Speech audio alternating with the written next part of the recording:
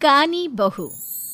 किशोरी लाल जी के बेटे राघव की शादी की बात जगह जगह चल रही थी, लेकिन किशोरी लाल जी को कोई लड़की पसंद ही नहीं आती थी।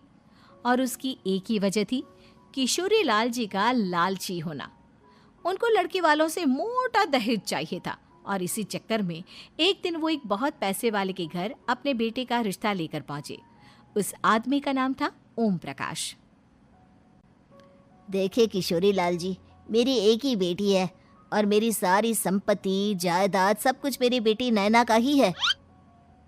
पापा, नाम से लगता है बहुत खूबसूरत होगी। कितना अच्छा नाम है ना, नैना। ओ, वैसे बात तो सही है आपकी।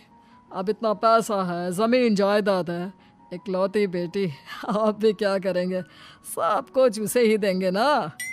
बिल्कुल ठीक पहचाना आपने। बस बेटी की शादी और सारी जायदाद उसके नाम। पापा, बिना देखे हाँ कर दीजिए ना। इतना अच्छा रिश्ता फिर कहाँ मिलेगा? माला माल हो जाएंगे हम। मैं अपनी बेटी को बुलाता हूँ। अरे नहीं नहीं नहीं नहीं, आपकी बेटी का नाम नैना है, सुनकर ही लगता है बहुत सुंदर होगी। रहने दीजिए अंकल, मैं तो आपकी बेटी के नाम से ही इतना खुश हो गया हूँ कि उसे बिना देखे शादी करने को तैयार हूँ। अब तो मैं उसका चेहरा सीधे शादी के बाद ही देखूंगा। और इस तरह राघव नैना का चेहरा नहीं देखता और उससे शादी कर लेता है। शादी के बाद अपनी सुहाग रात पर जब राघव नैना का घूंघट उठाकर देखता है तो नैना की आंखें बंद थी। कितनी खूबसूरत हो तुम नैना, जरा अपनी आंखें खोलकर मेरी तरफ देखो तो सही। नहीं, मुझे शर्म आती है। अरे, मैंने तुम्हें शादी से पहले भी नहीं देखा, और अब अगर तुम आंखें खोलकर मुझे देखोगी भी नहीं तो मुझे अच्छा कैसे लगेगा? इससे पहले कि नैना अपनी आंखें खोलकर राघव की तरफ देखती, अचानक से लाइट चली गई और राघव नैना को पूरी तरह से देख भी नहीं पाया। अगली सुबह नैना राघव के लिए नाश्ता बनाकर लेकर आई। अरे ये क्या, आधा पराठा सीका हुआ है और आधा बिल्कुल कच्चा। ये तुमने क्या किया नैना? बहू, तुमने क्या आधा पराठा तवे से नीचे लटका कर रखा था, जो आधा सिका है और आधा कच्चा?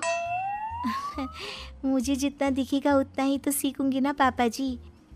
जहाँ जहाँ मुझे नजर आ रहा था वहाँ मैंने सीख लिया, और जहाँ जहाँ नहीं दिखा वहाँ कच्चा रह गया होगा। इसका क्या मतलब है? ये कैसा मजाक कर रही है तुम? अरे बहू, तुमने इतना लंबा घूंघट क्यों लगाया हुआ है? देखो, हमारे घर में बहुओं को बेटी की तरह रखा जाता है, और फिर तुम तो इतना सारा माल लेकर आई हो। देखो, ये घूंघट डालकर रखने की कोई ज़रूरत नहीं है। हाँ नैना, पापा जी ठीक कह रहे हैं, तुम तो आराम से रहो, अपना ही घर समझो। नैना अचानक से अपना घूंघट उठा लेती है। अरे ये क्या पापा, नैना की तो एक आंख फूटी हुई है। नाम से नैना, लेकिन ये तो कानी बहू निकली। मेरे साथ धोखा हुआ है, धोखा। बिना दिखाए अपनी कानी लड़की मेरे संग ब्याह दी। मुझे कानी बीवी नहीं चाहिए। मुझे अभी ओम प्रकाश जी से बात करनी पड़ेगी। आखिर उन्होंने मेरे साथ ऐसा किया क्यों? अरे, आप लोगों ने ही तो पापा से कहा था कि आप लोग शादी से पहले मुझे देखना नहीं चाहते। अब मेरे पापा पर क्यों इल्जाम लगा रहे हैं? अरे लेकिन उन्हें बताना तो चाहिए था ना कि तुम कानी हो, एक आंख से तुम्हें दिखाई नहीं देता। किशोरी लाल और राघव नाराज होकर ओम प्रकाश को अपने घर बुलाते हैं। पापा जी, ये आपने क्या किया? शादी से पहले बताया क्यों नहीं कि नैना की आंखों में परेशानी है? अरे, आप ही ने तो लड़की देखने से मना कर दिया था।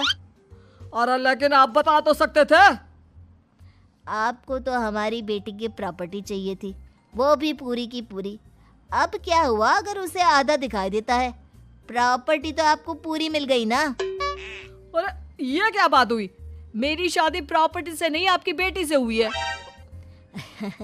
अब ये तो पहले सोचना चाहिए था, तब तो मेरी प्रॉपर्टी देखकर तुम्हारी जुबान लप लपा रही थी। लेकिन मैं कानी लड़की को अपनी बीवी बनाकर नहीं रख सकता। पापा, कुछ करिए ना आप। हाँ, करता हूँ। देखिए ओम प्रकाश जी, आप हमारे साथ ऐसा नहीं कर सकते। और तुम देखो, अगर तुमने मेरी बेटी से शादी तोड़ी ना, तो जो भी प्रॉपर्टी मैंने तुम्हें दी है वो तो पूरी की पूरी वापस ले ही लूँगा, और आधी प्रॉपर्टी तुम्हारी भी लूँगा। अरे मेरी आधी प्रॉपर्टी भला क्यों लेंगे आप? इसलिए क्योंकि मेरी बेटी को आधा नजर आता है और उसकी नज़र अभी तक तुम्हारी आधी जायदाद पर ही पड़ी है। अब तुम उसे घर से निकालोगे तो कुछ तो लेकर जाएगी ना। और अगर हम आपकी बेटी को अपने घर की बहू बना कर रखे तो? तो तुम्हारी पूरी प्रॉपर्टी तुम्हारी ही रहेगी, और जो मैंने तुम्हें दिया है ना, उसमें से बस मैं आधा लेकर जाऊंगा। अरे लेकिन अब आप अपनी दी हुई प्रॉपर्टी में से आधी वापस क्यों लेकर जाएंगे? अगर मैं आपकी बेटी को अपनी पत्नी बनाकर रखने को तैयार हूं तो? इसलिए ताकि भविष्य में अगर तुम मेरी बेटी को धोखा दो तो उसके पास कुछ तो रहे जो पति का हो। वैसे मेरे पास तो बहुत कुछ है, लेकिन अपने पति की कोई निशानी तो उसके पास होनी चाहिए ना। अब अगर तुमने मेरी बेटी को कानी कहा तो तुम्हें प्रॉपर्टी भी कानी ही मिलेगी, पूरी नहीं। जमाए राजा। किशोरी लाल और राघव समझ चुके थे कि वो बुरी तरह फंस चुके हैं और अब उनके पास वहां से निकलने का कोई चारा नहीं है। अब समझ में आया ना, लालच बुरी बला होती है। एक तो तुम्हें प्रॉपर्टी मिली, ऊपर से बीवी मिली, उसमें तुम्हें नखरे भी दिखाने हैं। आए बड़े, चुपचाप बैठो दोनों। कुछ दिनों के बाद नैना राघव की कार लेकर बाजार घूमने निकलती है और जब कार लेकर वापस आती है, ये क्या? एक तरफ से मेरी गाड़ी पूरी खराब हो चुकी है। लगता है तुमने मेरी गाड़ी को किसी दूसरी गाड़ी के साथ एक्सीडेंट किया है। अरे अरे कितना बड़ा नुकसान कर दिया तुमने बहू। वो क्या है ना पापा जी, मुझे एक आंख से दिखाई नहीं दे रहा था, सामने से गाड़ी आ रही थी। मुझे तो सिर्फ आधा ही दिखाई दिया और वो गाड़ी मेरी कार से रगड़ते हुए निकल गई। अब मैं क्या करूं बताओ? आप इसे ठीक कराने के पैसे कौन देगा? तुम्हारे पापा? तुमने मुझसे इस तरह से बात की? अभी रुको। नैना राघव की शिकायत ओम प्रकाश को कर देती है। देखो राघव, अब जो मेरी आधी प्रॉपर्टी तुम्हारे पास थी ना, उसमें से आधी और मैं लेकर जाऊंगा, क्योंकि तुमने मेरी बेटी को डांटा।